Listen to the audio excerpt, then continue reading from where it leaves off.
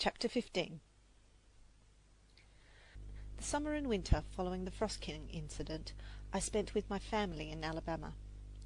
I recall with delight that home-going. Everything had budded and blossomed. I was happy. The Frost King was forgotten. When the ground was strewn with the crimson and golden leaves of autumn, and the musk-scented grapes that covered the arbor at the end of the garden were turning golden brown in the sunshine, I began to write a sketch of my life, a year after I had written The Frost King. I was still excessively scrupulous about everything I wrote. The thought that what I wrote might not be absolutely my own tormented me.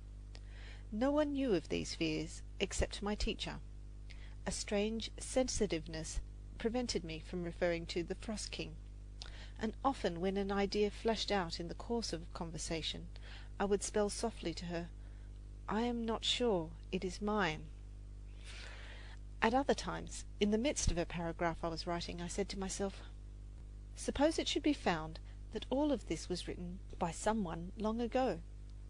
An impish fear clutched my hand, so that I could not write any more that day. And even now I sometimes feel the same uneasiness and disquietude.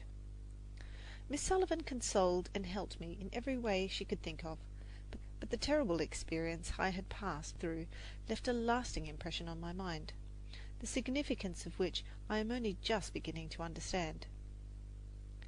It was with the hope of restoring my self-confidence that she persuaded me to write The Youth's Companion, a brief account of my life.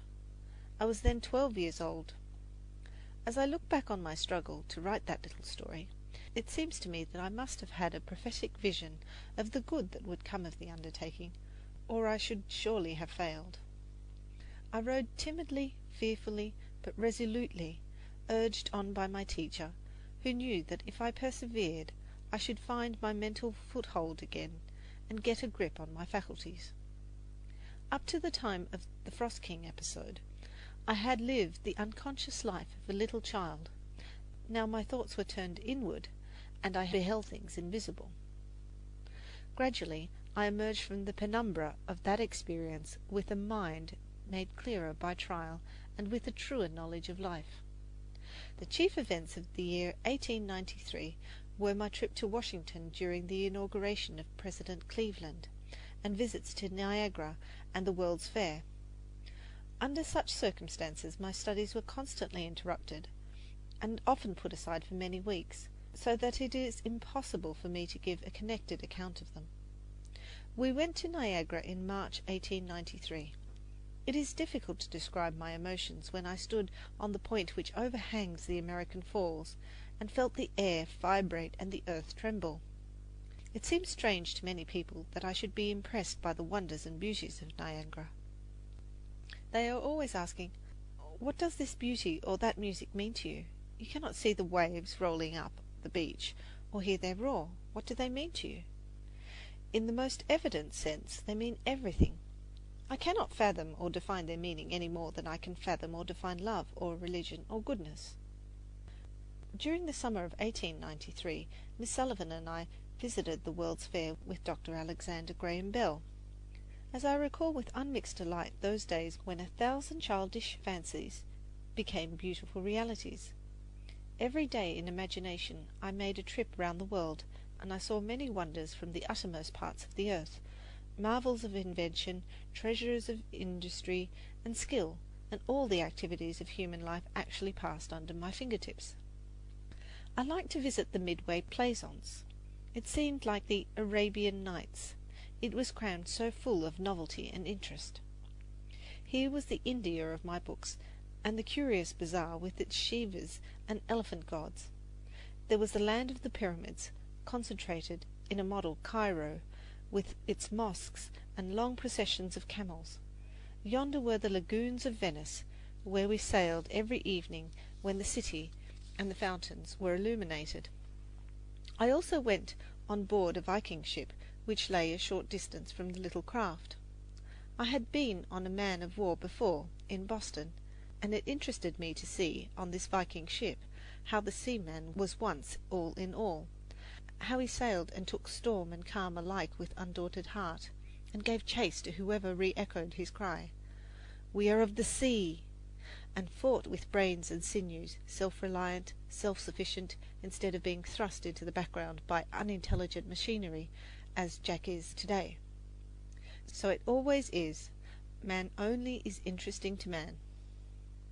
At a little distance from this ship there was a model of the Santa Maria, which I also examined.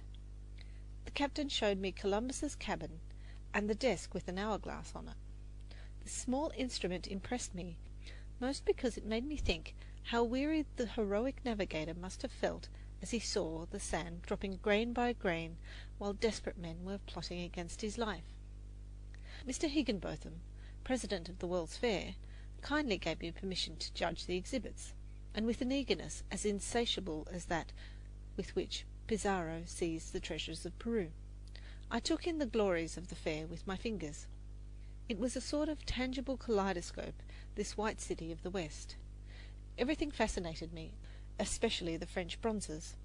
They were so lifelike I thought they were angel visions which the artist had caught and bound in earthly forms.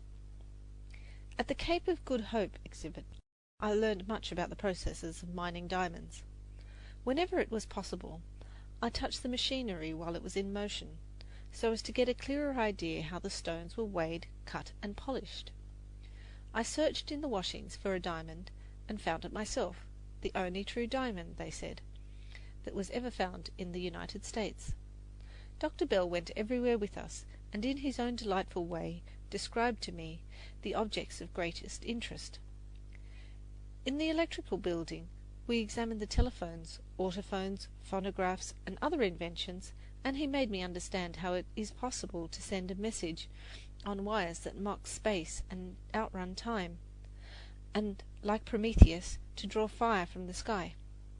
We also visited the anthropological department, and I was much interested in the relics of ancient Mexico, in the rude stone implements that are so often the only record of an age. The simple monuments of nature's unlettered children, so I thought as I fingered them, that seem bound to last while the memorials of kings and sages crumble in dust away, and in the Egyptian mummies, which I shrank from touching. From these relics I learned more about the progress of man than I have heard or read since.